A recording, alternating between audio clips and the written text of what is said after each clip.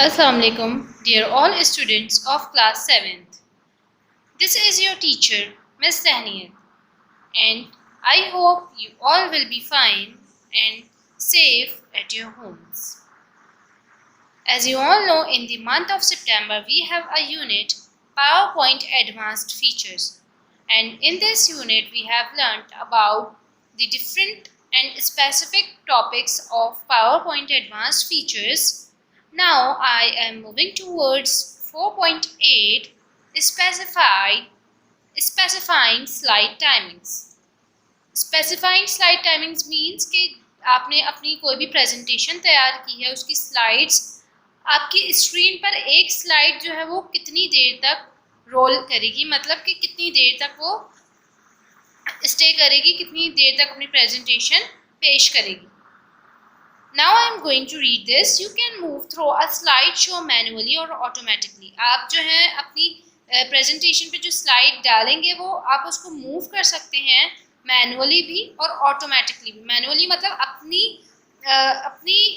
Specific times, अपने time select करके, अपनी टाइमिंग सेलेक्ट करके, और ऑटोमेटिकली मतलब कि वो खुद ब खुद वहाँ पर ऑटोमेटिकली जो है आप जब भी स्लाइड क्रिएट करेंगे तो खुद ही टाइमिंग्स जो हैं वो किसी भी प्रेजेंटेशन की आ जाती हैं, वो ऑटोमेटिकली होती हैं. और मैनुअली मतलब कि आप एक स्लाइड का टाइमिंग, जैसे आपने अगर फॉर एग्जांपल आपकी स्लाइड्स 16 स्लाइड्स हैं और एक स्लाइड आपने डिसाइड की है कि 60 सेकंड की होगी, तो वो मैनुअली कहलाएगी, मतलब कि आपने खुद चूज़ किया है अपनी slide timing. There are 2 ways to set the time for which slide will remain on the screen. यहाँ पर हमारे पास 2 तरीके होते हैं अपनी स्लाइड को स्क्रीन पर लाने के लिए. One way is to set the time manually for each slide and run the slide show. एक तरीका ये है कि हम अपनी स्लाइड को जो है वो मैनुअली सेट करें, मतलब कि खुद से सेट कर लें उसकी टाइमिंग्स स्लाइड शो पर चलाने के लिए. The other way is to use the rehearsal feature. और दूसरा तरीका क्या है, रिहर्सल फीचर हम इस्तेमाल करें अपनी स्लाइड को स्क्रीन पर चलाने के लिए. Where you can record timings automatically while rehearsing. और इस तरीके से आप अपनी टाइमिंग्स जो है वो ऑटोमेटिकली रिकॉर्ड कर सकते हैं. The steps for setting the slide timings manually are, और मैनुअली अपनी टाइमिंग्स को जो है वो सेलेक्ट करने के लिए, सेट करने के लिए जो हम स्टेप्स फॉलो करेंगे वो क्या है. Click slide show menu and in the pull down menu click slide transition. Slide show menu पे हम जो है वो क्लिक करेंगे, फिर हमारे पास एक मेन्यू खुलेगा स्लाइड ट्रांजिशन, उस पर हम क्लिक करेंगे. इन एडवांस स्लाइड ऑप्शन में क्लिक ऑटोमेटिकली आफ्टर बॉक्स, हम ऑटोमेटिकली पे जो है वो क्लिक करेंगे and enter the time period in minutes, और फिर हम अपना टाइम पीरियड जो है वो खुद एंटर करेंगे, जो कि होगा मिनट सेकेंड्स में. Format for which you want slide to remain on the screen के आप और ये अपनी मर्जी के मुताबिक आप सेलेक्ट करेंगे टाइम, उसके मिनट्स और सेकंड्स के आप अपनी एक स्लाइड को जो है वो कितनी देर तक स्क्रीन पर रखना चाहते हैं. जैसे कि आप लोगों ने सेलेक्ट किया है 1 मिनट 3 सेकेंड, 10 मिनट्स 4 सेकेंड्स और सो ऑन. मतलब कि आप लोग इस तरीके से इस मैनुअली में अपनी टाइमिंग्स खुद सेलेक्ट कर सकते हैं. To apply the timings to the selected slide, और किसी भी एक स्लाइड को सिलेक्ट करके आपको जब अप्लाई करनी होंगी timings, click apply to all slides to apply timings to all the slides. और अगर इसी तरीके से आपने वही टाइमिंग्स पूरी अपनी प्रेजेंटेशन की स्लाइड्स पर जो है वो क्या कहते हैं अप्लाई करनी है, तो आप वो उस टाइमिंग्स को जो है वो अप्लाई टू ऑल स्लाइड्स कर देंगे. इस तरीके से आपकी वो टाइमिंग्स जो है वो तमाम स्लाइड्स पर सिलेक्ट हो जाएंगी और तमाम स्लाइड्स पर अप्लाई हो जाएंगी. You can also set different timings for each slide, और आप हर स्लाइड का अलग अलग टाइम भी जो है वो डिसाइड कर सकते हैं. For example you can make the title slide remains for 15 second. अगर आपका जो टाइटल स्लाइड है आप उसको 15 सेकेंड के लिए बना सकते हैं. The second slide for 30 second, और सेकेंड स्लाइड आप अपनी 30 सेकेंड्स की बना सकते हैं, and the third for 40 second and so on. इस तरीके से फोर्थ स्लाइड, ये थर्ड स्लाइड आप 40 सेकेंड की भी बना सकते हैं और उससे ज़्यादा की भी. तो हम अपनी इस स्पेसिफाइंग स्लाइड टाइमिंग्स में अपनी मर्जी के मुताबिक एक स्लाइड को जो है वो 15 सेकंड का भी रख सकते हैं, सेकंड स्लाइड को हम 30 सेकंड का भी रख सकते हैं और थर्ड स्लाइड को 40 सेकंड्स का भी रख सकते हैं। अपनी डिजायर्ड टाइमिंग्स हम इसमें अप्लाई कर सकते हैं अपनी मर्जी के मुताबिक। Now students 4.9 creating custom slide. अब हम यहाँ पर ये करेंगे कि हम कस्टम स्लाइड किस तरीके से क्रिएट कर सकते हैं। अ custom slide has a presentation with in presentation. Custom slide एक ऐसी प्रेजेंटेशन है जिसमें प्रेजेंटेशन एक और मौजूद होती है। When you create a custom slide show, जब आप क्रिएट करते हैं custom slide show, you can include different presentations. आप इसमें डिफरेंट मुख्तलिफ किस्म की प्रेजेंटेशंस इंक्लूड कर सकते हैं फॉर डिफरेंट पीपल, मुख्तलिफ लोगों के लिए इन द सेम प्रेजेंटेशन, एक ही प्रेजेंटेशन में। For example, in an educational presentation you can have shows for computers and science. जैसे कि एक एग्जाम्पल है कि अगर आपकी एजुकेशनल प्रेजेंटेशन है तो उसके अंदर आपके टॉपिक्स क्या होंगे, कंप्यूटर्स एंड साइंस के, and use the same presentation differently. After showing the common slide the show can be different. और कॉमन स्लाइड शो करने के बाद जो स्लाइड शो हो सकता है वो डिफरेंट भी हो सकता है स्टूडेंट्स के लिए ऑफ टू सब्जेक्ट, दो अलग अलग सब्जेक्ट्स के। To create a custom slide show follow the steps given. और इसी तरह हम अपनी कस्टम स्लाइड शो को जो है वो क्रिएट करने के लिए ये स्टेप्स फॉलो करेंगे। Click the slide show menu. हम सबसे पहले क्लिक करेंगे स्लाइड शो मेन्यू पे। In the pull down menu click custom shows. इसी तरह हमारे पास कस्टम शोज का एक पुल डाउन मेन्यू खुलेगा। I dialog box title custom shows appear. इस तरीके से आप लोगों के पास एक डायलॉग बॉक्स जो है कस्टम शो के नाम से अपीयर होगा, खुलेगा स्लाइड शो मेन्यू में। इस तरीके से आपके पास एक कस्टम शो का टाइटल बॉक्स, डायलॉग्स बॉक्स जो है वो शो होगा। Click new. आप फिर यहाँ पर न्यू पर क्लिक करेंगे। After clicking on new, a new dialog box title define custom. इसी तरीके से न्यू डायलॉग बॉक्स जिसका टाइटल होगा डिफाइन कस्टम शोज अपीयर। और इसी तरीके से एक नया टाइटल बॉक्स खुलेगा define custom shows. Under slides in presentation select the slide you want to include. और अपनी प्रेजेंटेशन में जो आप अपनी स्लाइड इसमें इंक्लूड करना चाहते हैं आप वो सेलेक्ट करेंगे and then click add button. और फिर ऐड बटन पे क्लिक कर देंगे। To change the order of the slides. और इसी तरीके से अपनी स्लाइड्स का ऑर्डर चेंज करने के लिए आप सेलेक्ट द स्लाइड, सेलेक्ट करेंगे स्लाइड को एंड देन क्लिक अप और डाउन एरो। फिर आप क्लिक करेंगे अप और डाउन एरो पे टू मूव इट अप और डाउन, इसको मूव करने के लिए अप और डाउन।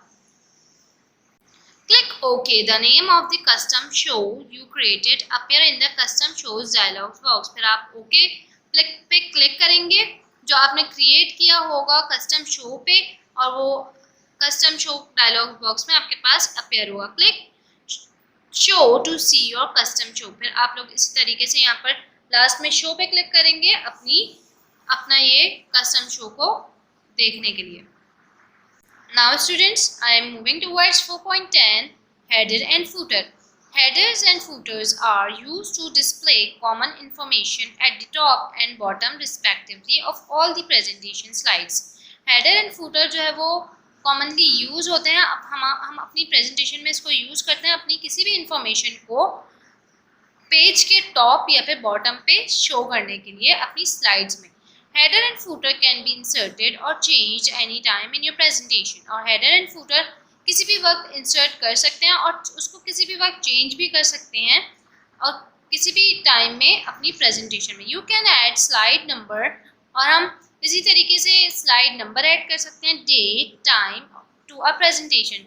हम स्लाइड नंबर, डेट और टाइम अपनी प्रेजेंटेशन में ऐड कर सकते हैं इस हेडर एंड फूटर को यूज़ करते हुए। These are printed when you print the slides.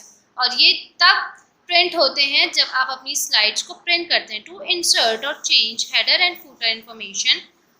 और इसी तरीके से किसी भी अपनी प्रेजेंटेशन में हेडर एंड फूटर को चेंज करने के लिए हम follow the steps given below. हम ये जो स्टेप्स यहाँ पर हमें गिवन है वो फॉलो करेंगे। Click view menu and from the pull down menu click header and footer. View menu में when you click on view menu you will see header and footer। जैसे ही आप माइक्रोसॉफ्ट पावर पॉइंट प्रेजेंटेशन में view पे click करेंगे तो आपके पास एक ऑप्शन पुल डाउन मेन्यू में शो होगा header and footer. Then you will click on header and footer. Header and footer box appears with option in the slide tab displayed by default. और इसी तरीके से यहाँ पर जब आप header and footer पर क्लिक करेंगे तो आपके पास ये वाला एक डायलॉग बॉक्स जो है वो अपेयर होगा। You can add date and time by clicking the date and time check box. और इसी तरीके से आप अपनी प्रेजेंटेशन में डेट एंड टाइम जो है वो ऐड कर सकते हैं। यहाँ पर आप लोग देख सकते हैं डेट एंड टाइम, इस पर क्लिक करके आप अपना डेट एंड टाइम जो है वो सिलेक्ट कर सकते हैं कि आपकी डेट कौन सी है, टाइमिंग्स आपकी कौन सी रिक्वायर्ड है। और यहाँ पर आप लोग देख सकते हैं अप्लाई टू ऑल, अगर आपको अपनी तमाम स्लाइड्स पर ये डेट और टाइम अप्लाई करना है तो ये तमाम अब स्लाइड्स पर हो जाएगा, और अगर सिर्फ एक स्पेसिफिक पे करना होगा तो हम सिर्फ अप्लाई करेंगे। You can also select the option update automatically for updating the date, और इसी तरीके से आप एक ऑटोमेटिकली का जो है वो सिलेक्ट कर सकते हैं ऑप्शन। इस तरीके से आपकी डेट जो है वो ऑटोमेटिकली डेट्स एंड टाइम जो है वो अपडेट होता रहेगा आपकी स्लाइड पर। To display slide numbers on the slides, और इस तरीके से अगर आपको अपनी स्लाइड्स पर स्लाइड्स नंबर ऐड करने हैं, चेक स्लाइड्स बॉक्स नंबर, फिर आप चेक करेंगे स्लाइड नंबर बॉक्स।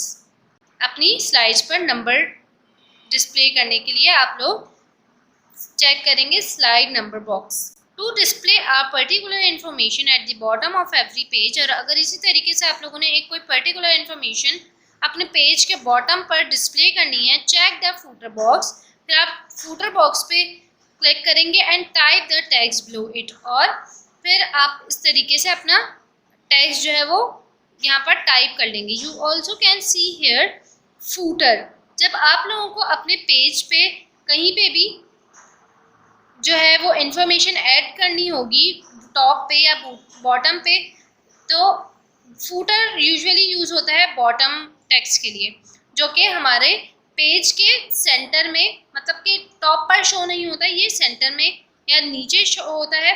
तो आप लोगों को अपनी प्रेजेंटेशन में कहीं पे भी अगर फूटर मतलब कि पेज के बॉटम पे जो है वो कोई भी इंफॉर्मेशन इंसर्ट करनी होगी, then you will click on footer and you will type your data here, and then you will click on apply to all और अप्लाई। और अगर यही इंफॉर्मेशन यही आपने जो है वो इंसर्ट करनी होगी तमाम स्लाइड्स पे तो आप करेंगे अप्लाई टू ऑल पे, और अगर सिर्फ एक पे करनी होगी तो सिर्फ आप करेंगे अप्लाई, तो ये अप्लाई होगा सिर्फ एक ट्रांजिशन पे, सिर्फ एक स्लाइड पे।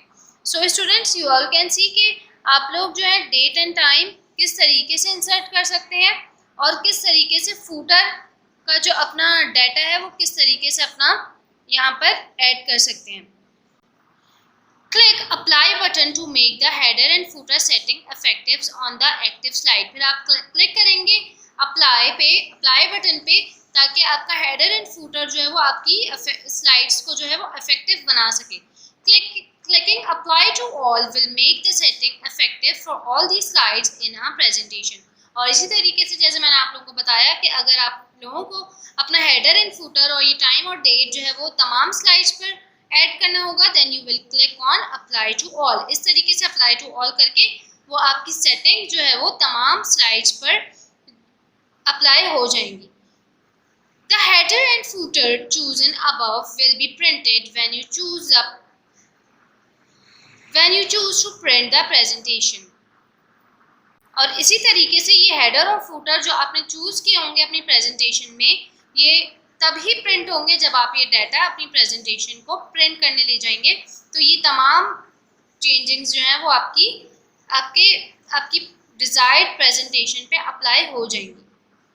Now students, I hope you all have understood how can we apply the specific timings on our desired presentation by, like we have two kinds of specific timings, we can add our timings by automatically or manually, कि हम अपनी किसी भी timings जो है slides पर अपनी मर्जी से भी मैनुअली भी जो है वो ऐड कर सकते हैं, और ऑटोमेटिकली जब वो तो स्लाइड क्रिएट करते हुए ही ऐड हो जाती है.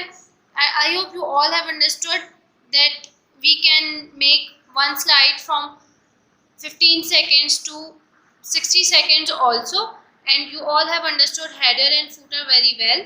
Now the time of the today's session has been ended here. Till then, stay safe and stay at your homes. Allah Hafiz.